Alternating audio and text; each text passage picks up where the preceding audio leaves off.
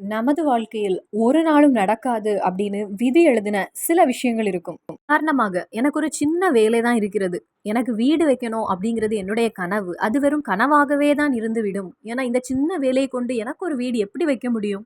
அந்த நேரத்தில் திடீரென்று அற்புதமாக ஒரு மனிதர் வந்து சொல்றாங்க, உங்களுக்கு என்னுடைய சார்பாக நான் ஒரு வீடை தருகிறேன். நான் ஒரு வீடை கட்டி தருகிறேன். நீங்க எதுவுமே செலவு பண்ண வேண்டிய தேவையில்லை. அப்படின்னு சொன்னா நமக்கு எந்த அளவுக்கு சந்தோஷம் இருக்கும்? இப்படி ஒரு அற்புதம் பார்க்க வேண்டும்னா, இந்த ஒரு இஸ்ம வாழ்க்கையில் வழக்கமாக்கினால் போதும்.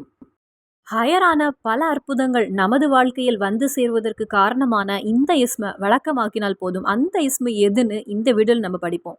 ஆவேசமாகவும், கோபமாகவும் எடுத்தெறிந்து வார்த்தைகளை விடக்கூடிய அது கணவன் ஆனாலும் சரி, மனைவி ஆனாலும் சரி.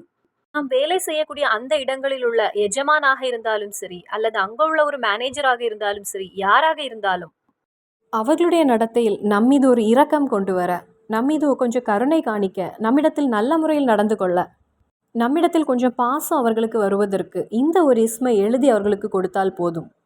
அஸ்மால் உஸ்னால ஒரு சின்ன இஸ்பு காரணமாக அவர்களுடைய ஒரு நடத்தையும் நல்ல முறையில் ஆகும், நமது நடத்தையும் நல்ல முறையில் கொண்டு வரக்கூடிய காரணமாகின்ற ஒரு இஸ்மாகும்.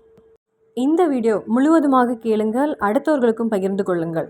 அஸ்ஸலாமு அலைக்கும் வரஹ்மத்துல்லாஹி வபரகாத்துஹு. அஸ்ஸலாமு அலைக்கும் வரஹ்மத்துல்லாஹி வபரகாத்துஹு. பிஸ்மில்லா வல்ஹம்துலில்லா அஸ்ஸலாத்து வஸ்ஸலாமு அலா அஷ்ரஃபி ரசூலில்லா வலா ஆலிஹி வஸஹ்பி அல் ஃபைஸீன் நபிரத்துல்லா அம்மாபாத். வஹாபான ரப்பு நமது அமல்களை எல்லாம் ஏற்றுக்கொள்வானாக. நாம் அறிந்தோ அறியாமலோ செய்த சிறிய பெரிய அனைத்து தவறுகளையும் இறைவன் மன்னித்து நமக்கு பொருத்தம் தருவானாக.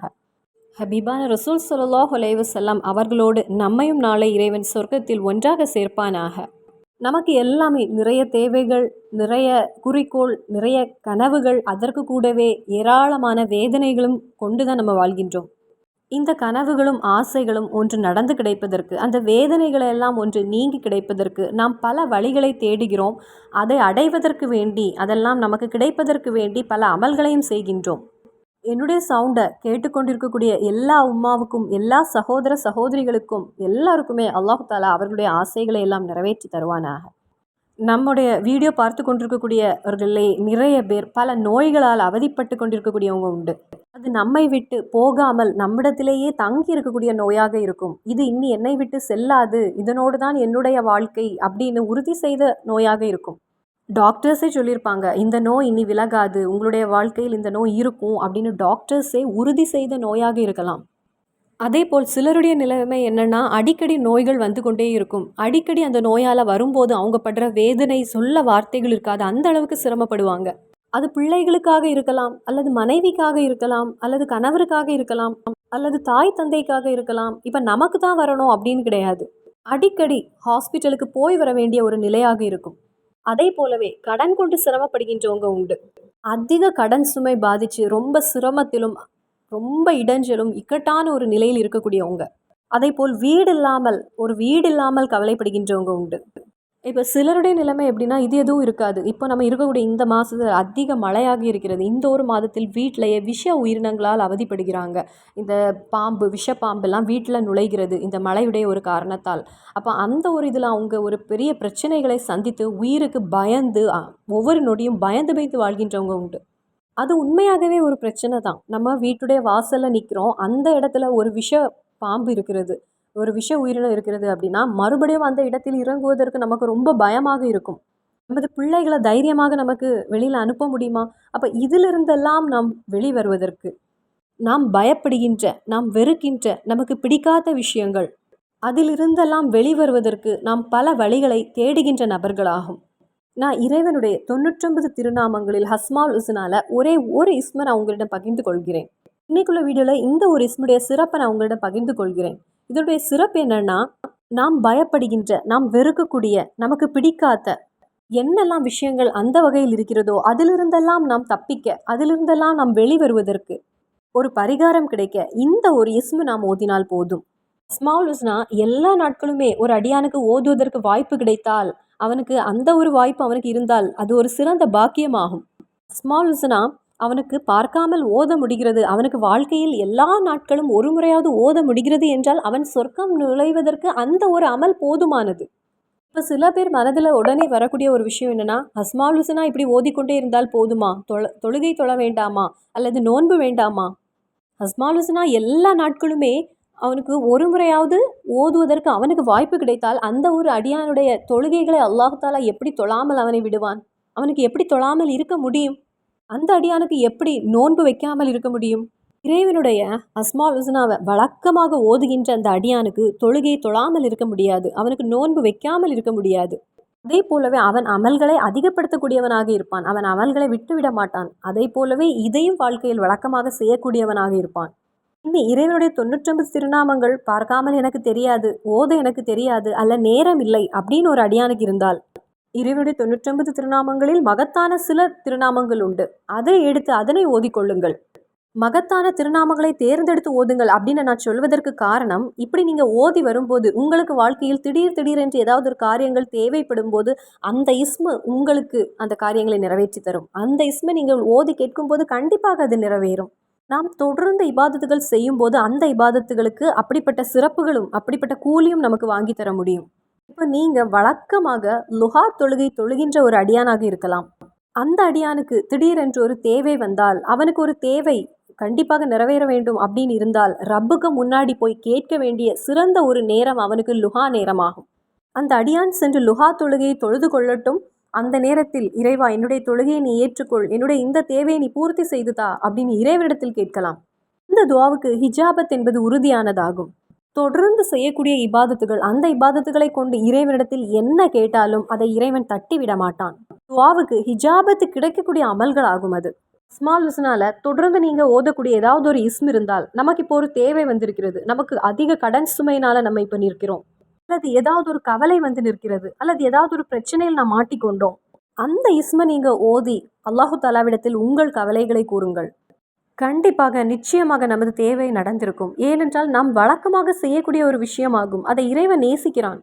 அப்போ இன்ஷா அல்லாஹ் இன்னைக்கு உங்களிடத்தில் நான் ஒரு இஸ்மை பகிர்ந்து கொள்கிறேன். இந்த ஒரு இஸ்மை கொண்டு உங்களுடைய நோய்கள் எப்படி ஷிஃபா ஆகிவிடும். அதே போலவே நமது உடம்பில் ஏதாவது ஷைத்தானுடைய தொந்தரவு அந்த மாதிரிப்பட்ட விஷயங்கள் ஏதாவது பாதித்திருந்தால் அதிலிருந்து வெளிவர எப்படி அதிகமான ஒரு முன் கோபத்திலிருந்து நம்மை நாம் காப்பாற்றுவது. அதே போலவே வாழ்க்கையில் எந்த ஒரு அடியானுக்காவது ஒரு அற்புதத்தை பார்க்க வேண்டும் அப்படின்னு இருந்துன்னா, என்னுடைய வாழ்க்கையில் ஒரு அற்புதம், அதுவும் ஹயரான ஒரு அற்புதத்தை பார்க்க வேண்டும் என்றால் அதற்கும் இந்த இஸ்மு போதுமானது அப்படின்னு மகான்கள் நமக்கு கற்று தந்திருக்காங்க. அதே போலவே விஷ உயிரினங்களை கொண்டு தொந்தரவு இருக்கிறது. சிலர் பேர் எப்படின்னா காடு பக்கத்துலலாம் வாழக்கூடியவங்க இருப்பாங்க.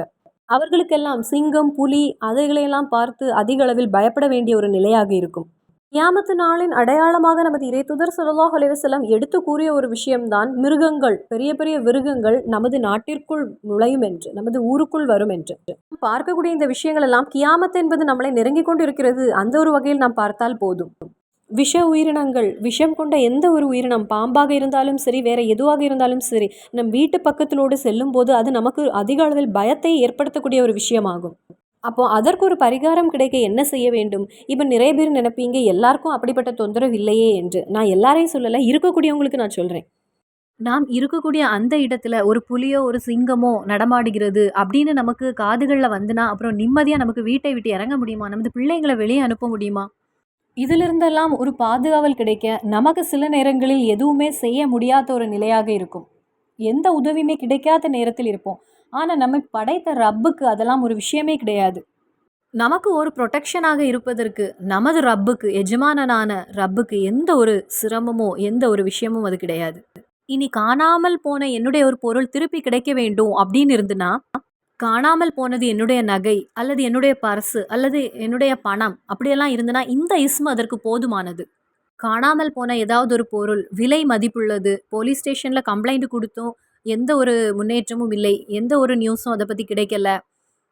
ஆனால் அப்படி நாம் இழந்த எதையுமே நமக்கு திருப்பி தருவதற்கு ஆற்றலுடையவன் நமது ரப்பு. அப்படி நீங்க இழந்த ஏதாவது ஒரு பொருள் இருந்தாலும் அது திருப்பி கிடைப்பதற்கு இந்த ஒரு இஸ்மு போதுமானது.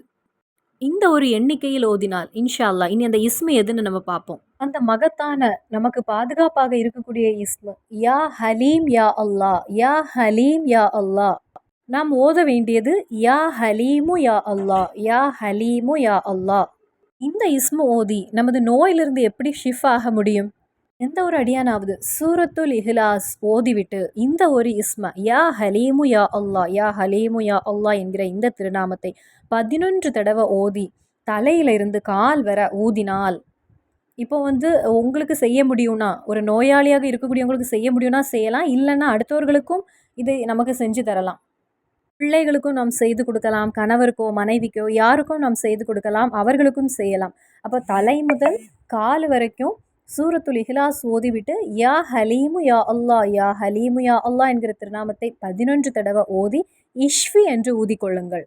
நான் ஒரு தடவை ஓதினே எனக்கு குணமடையவில்லை அப்படின்னு சொல்லி நிறுத்திவிடக்கூடாது. என்னைக்குமே ஒரு நோயால் பாதித்திருக்கக்கூடியவங்களுக்கு அவங்களுடைய கவலை அவங்களுக்கு தான் தெரியும். என்னைக்குமே வேதனை, ஒரு நிம்மதி இல்லாத வாழ்க்கை. இந்த நோய் இனி விலகாது அப்படின்னு டாக்டர் எழுதி கொடுத்த கேஸுகள் நிறைய இருக்கும், அல்லது அடிக்கடி நோய்கள் வந்து கொண்டே இருக்கும். அப்படி உள்ளவர்களுக்கும் இந்த ஒரு இஸ்மு போதுமானது. இனி நமது வாழ்க்கையில் ஹயரான ஏதாவது கிடைத்து அற்புதங்கள் பார்க்க ஆசைப்படக்கூடியவங்க தான் ஒவ்வொருவரும். அவங்க எல்லாம் இந்த யா ஹலீம் யா அல்லாஹ் என்கிற திருநாமத்தை எல்லா நாட்களுமே 528 தடவை ஓதிக்கொள்ளுங்கள். அப்படி 90 நாட்கள் 528 தடவை ஓத வேண்டும். அந்த வகையில் 90 நாட்கள் எந்த முடக்கமும் இல்லாமல் நீங்கள் ஓதி வரும்போது, இந்த வகையில் ஒரு அடியான் ஓதி வரும்போது அவனுடைய வாழ்க்கையில் ஒரு ஹயரான அற்புதத்தை அவனுக்கு பார்க்க முடியும். ஹயரான ஒரு அற்புதத்தை அல்லாஹு தாலா அந்த அடியானுடைய வாழ்க்கையில் ஏற்படுத்துவான். அந்த அடியானுடைய கல்பில் அதிகமாக ஆசையாக இருந்த அந்த ஒரு ஆசை அல்லாஹு தாலா நிறைவேற்றி கொடுப்பான். ஒரு நாளும் நடக்காது, ஒரு நாளும் நடக்கிறதுக்கு எந்த வாய்ப்பும் இல்லை அப்படின்னு உறுதி செய்த சில காரியங்கள் இருக்கும். அப்படிப்பட்ட காரியங்களில் எது அவனுக்கு ஹயரானதோ அந்த காரியத்தை அல்லாஹு தாலா சீக்கிரம் நிறைவேற்றி கொடுப்பான். இந்த 90 நாட்களுக்குள் நாம் செய்ய வேண்டியது 528 தடவை, அப்படி 90 நாட்கள் யா ஹலீமு யா அல்லாஹ், யா ஹலீமு யா அல்லாஹ் என்கிற திருநாமத்தை ஓதினால் போதும். இறைவன் தௌஃபீக் புரிவானாக. நமது வாழ்க்கையில் பல பல அற்புதங்களை பார்க்க வேண்டும் அப்படின்னு தான் எல்லாருக்குமே ஆசை. நாம் ஆசைப்படக்கூடிய நிறைய விஷயங்கள் இருக்கும். நமக்கு கனவு கூட நம்ம அந்த விஷயத்தை பற்றி காண மாட்டோம், ஏனென்றால் ஆசை இருக்கும். சிலருக்கு ஒரு வீடு வைக்க வேண்டும் அப்படின்னு ஆசை இருக்கும். ஆனால் அதே நேரத்தில் ஒரு சின்ன வேலையாக இருக்கும், சம்பாத்தியத்தில் அதிக அளவில் ஒரு லாபம் இருக்காது, வருமானம் இல்லை, ஒரு உயர்வு இருக்காது. அப்படி வீடு என்பதை கனவாக மட்டுமே பார்த்து கொண்டிருக்கக்கூடிய நிறைய பேர் உண்டு. அந்த நேரத்தில் ஒரு நல்ல ஒரு மனிதர் சொல்கிறாங்க, உங்களுக்கு என்னுடைய சார்பாக ஒரு வீட்டை நான் உங்களுக்கு வைத்து தருகிறேன், நீங்கள் எதுவுமே செலவு செய்ய வேண்டாம் என்று. அப்போ கேட்கக்கூடிய அந்த அடியானுக்கு எவ்வளவு சந்தோஷமாக இருக்கும். அவங்களுடைய வாழ்க்கையில் அதை விட வேற பெரிய ஒரு சந்தோஷம் இருக்காது. ஏனென்றால் ஹயரான ஒரு அற்புதம் அது. எந்த ஒரு எதிர்பார்ப்புமே இல்லாத நேரத்தில், எதுவுமே வழிகளே இல்லை என்று இருக்கக்கூடிய நேரத்தில் நாம் அதிகமாக ஆசைப்படக்கூடியது ஹயரான ஒரு ஆசை தான், ஒரு வீடு வைக்க வேண்டும் என்பது. அப்போ அந்த ஒரு ஆசை நமக்கு தானாகவே நமக்கு கிடைக்கிறது. இனி அடுத்தது, பல வருடங்களாக வேலைக்கு முயற்சி செய்து கொண்டிருக்கக்கூடியவங்க உண்டு. எனக்கு தெரியும், இப்போது 2-3 வருடங்களாக அவங்க நினைக்கக்கூடிய ஒரு வேலை கிடைக்காம கல்ஃபிலேயே கஷ்டப்படுகின்றவங்க உண்டு வெளிநாட்டில். அதே போலவே விசிட் விசாவில் சென்று அந்த விசாவை எக்ஸ்டெண்ட் பண்ணி 2-3 வருடங்களாக நிற்கக்கூடியவர்களும் உண்டு. பல இன்டர்வியூகளையும் அட்டன் பண்ணி அவர்களுக்கு நினைக்கக்கூடிய அந்த ஒரு வேலை கிடைக்க மாட்டேங்குது. அப்படிப்பட்ட நபர்களுக்கு ஏதாவது ஒரு நல்ல கம்பெனியிலேருந்து அழைத்து, உங்களுக்கு இந்த வேலை இருக்கிறது, நீங்கள் இன்டர்வியூவில் செலக்ட் ஆகிட்டீங்க, அல்லது இதற்கு முன்னாடி அட்டன் பண்ண இன்டர்வியூவில் செலக்ட் ஆகிட்டீங்க அப்படின்னு சொல்லும்போது அதை விட வேறு சந்தோஷம் அந்த அடியானுக்கு இருக்குமா? அப்போ அற்புதங்களை பார்க்க முடியும் அப்படின்னா நமது கல்பில் நாம் நினைக்கக்கூடிய பல விஷயங்கள் இருக்கும். இப்போ ஒரு பிள்ளைக்கு கல்யாணம் நடக்க வேண்டும், அந்த நேரத்தில் எதிர்பார்க்காமல் இருக்கக்கூடிய நேரத்தில் நல்ல ஒரு குடும்பத்தில் உள்ள ஒரு பையன் நான் பிள்ளையை கேட்குறாங்க, நமது பிள்ளையை கேட்குறாங்க. எதிர்பார்க்காத வகையில் நல்ல ஒரு வரன் திடீரென்று கிடைக்கும் போது அதை விட ஒரு சந்தோஷம் இருக்குமா? அப்போது அஜப், அற்புதம் பார்க்க ஆசைப்படக்கூடியவங்க 90 நாட்கள் இந்த இஸ்மை நீங்கள் ஓதினால் போதுமானது. இனி அடுத்த சிறப்பு, பலரும் சொல்லக்கூடிய ஒரு விஷயம், காணாமல் போன பொருளை பற்றி. நிறைய பேர் சொல்லக்கூடிய ஒரு விஷயம், என்னுடைய செயின் காணாமல் போனது, என்னுடைய கம்மல் காணாமல் போனது, என்னுடைய தங்க மோதிரம் காணாமல் போனது. அதாவது அவர்கள் வாழ்க்கையில் எந்த வழியும் இல்லாமல் நடக்கக்கூடிய நேரத்தில் அவர்களிடத்திலிருந்து ஏதாவது தங்க பொருட்கள் காணாமல் போயிருக்கும், தங்க செயினோ கம்மலோ ஏதாவது காணாமல் போயிருக்கும். அப்போது அது கிடைப்பதற்கு ஏதாவது ஒரு வழி இருக்கிறதா அப்படின்னு கேட்கக்கூடியவர்கள் நிறைய பேர் உண்டு. அவர்களுக்குள்ள சிறந்த ஒரு மருந்து யா ஹலீமு யா அல்லாஹ், யா ஹலீமு யா அல்லாஹ் என்கிற இஸ்மை எல்லா நாட்களுமே ஃபர்லான தொழுகையை தொழுதுவிட்டு, ஃபர்லான தொழுகையை முடித்த பின்பு 88 தடவை ஓதிக்கொள்ளுங்கள். அப்படி நீங்கள் ஓதி துவா செய்துவிட்டு இறைவனிடத்தில் கேளுங்கள், அல்லாஹுவே என்னுடைய கலைந்து போன இந்த பொருள் கிடைக்க வேண்டும் என்று. அப்படி காணாமல் போன ஒரு பொருள் எதுவாக இருந்தாலும் அது திருப்பி கிடைப்பதற்கு எல்லா தொழுகை பிறகு 88 தடவை யா ஹலீமு யா அல்லாஹ், யா ஹலீமு யா அல்லாஹ் என்கிற திருநாமத்தை ஓதிக்கொள்ளுங்கள். இன்றைய தினத்திலிருந்து ஆரம்பித்துக் கொள்ளுங்கள். இந்த ஒரு விஷயத்திலிருந்து எல்லாருக்குமே புரிந்திருக்கும், தொழுகையை நாம் தவிர்த்து விடக்கூடாது. தொழாமல் இருந்துவிட்டு நாம் ஹஸ்மால் ஹுஸ்னாவை பல தடவை ஓதினாலும் சரி, அதற்கு எந்த ஒரு பதிலும் நமக்கு கிடைக்காது. சொல்லக்கூடிய செய்யக்கூடிய எந்த ஒரு அமலை கொண்டு இறைவனிடத்திலிருந்து பதில் கிடைக்க வேண்டும் என்றால் கண்டிப்பாக நமது தொழுகை என்பது சரியான விதத்தில் கரெக்டான விதத்தில் இருக்க வேண்டும். நாம் செய்ய வேண்டிய ஃபரலான விஷயங்களும் சரியான முறையில் இருக்க வேண்டும். அந்த வகையில் ஃபஜருக்கு பின், லொஹருக்கு பின், அசருக்கு பின், மஹரிப்புக்கு பின், எஷாவுக்கு பின் யா ஹலீமு யா அல்லாஹ் என்கிற இஸ்மை நீங்கள் ஓதிக்கொள்ளுங்கள். இனி பலருக்கும் சொல்லக்கூடிய இன்னொரு மற்றொரு விஷயம் என்னென்னா, முன்கோபம். அது கணவருக்காக இருக்கலாம், அல்லது மனைவிக்காக இருக்கலாம், அல்லது அம்மா அப்பாக்காக இருக்கலாம், அல்லது வேலை செய்யக்கூடிய இடத்துல அந்த மேனேஜருக்காக இருக்கலாம், பிள்ளைகளுக்காக இருக்கலாம். எல்லாருக்குமே அதிகமான கோபம் என்பது அவர்களுடைய கோபம் ஒன்று குறைவதற்கும் நம்மிடத்தில் ஒரு அன்பு வருவதற்கும் மகான்கள் நமக்கு கற்றுத்தந்த ஒரு விஷயம் இருக்கிறது. அவர்களுடைய மனதில் நம்மிடத்தில் ஒரு அன்பு வருவதற்கு, ஒரு பாசம் வருவதற்கு இந்த இஸ்மு காரணமாகிறது. அது கணவருடைய கோபம் குறைவதற்காகவோ அல்லது மனைவிக்கோ அல்லது பிள்ளைகளுக்கோ யாராக இருந்தாலும் சரி, யா ஹலீமு யா அல்லாஹ் என்கிற திருநாமத்தை 101 தடவை ஓதி அதை ஒரு தண்ணீரில் ஊதி இஷ்வி என்று ஊதிக்கொள்ளுங்கள். அந்த தண்ணீரை நீங்கள் அவர்களுக்கு ஏதாவது ஒரு நேரத்தில் குடிக்க கொடுங்கள். இப்படி நீங்கள் இந்த வகையில் செய்து வரும்போது இன்ஷா அல்லாஹ் அவர்களுடைய கோபம் என்பது குறைய தொடங்கும். உங்களிடத்தில் ஒரு அன்பு ஏற்படும். இந்த வகையில் நீங்கள் செய்து வரும்போது உங்களுக்கே ஒரு மாற்றத்தை பார்க்க முடியும். அதேபோல் நீங்கள் வாழக்கூடிய உங்களது வீட்டில் பாம்புடைய தொல்லை, ஏதாவது விஷ உயிரினங்களால் தொல்லை இருந்துன்னா யா ஹலீமு யா அல்லாஹ், யா ஹலீமு யா அல்லாஹ் என்கிற திருநாமத்தை 101 தடவை நீங்கள் ஓதுங்க. இன்ஷா அல்லாஹ் எந்த ஒரு உயிரினங்களாலேயோ அல்லது திருடர்களுடைய ஒரு தொல்லையோ அப்படி எந்த ஆபத்தும் உங்களை நோக்கி வராது. அப்போ நான் இன்னைக்கு சொன்ன இந்த இஸ்மு நமது வாழ்க்கையில் உள்ள சகல தேவைகளையும் பூர்த்தி செய்வதற்கு காரணமாகிறது. அப்போ நாளை நாம் புனிதமான ஒரு வெள்ளிக்கிழமையில் நுழைய இருக்கின்றோம். நாளைய தினத்தில் இந்த இஸ்மா ஓத யாரும் மறந்து விடாதீங்க. இன்ஷா அல்லாஹ் மறுபடியும் சந்திப்போம் வேறொரு வீடியோவில். அஸ்ஸலாமு அலைக்கும் வரஹ்மத்துல்லாஹி வபரகாத்துஹு.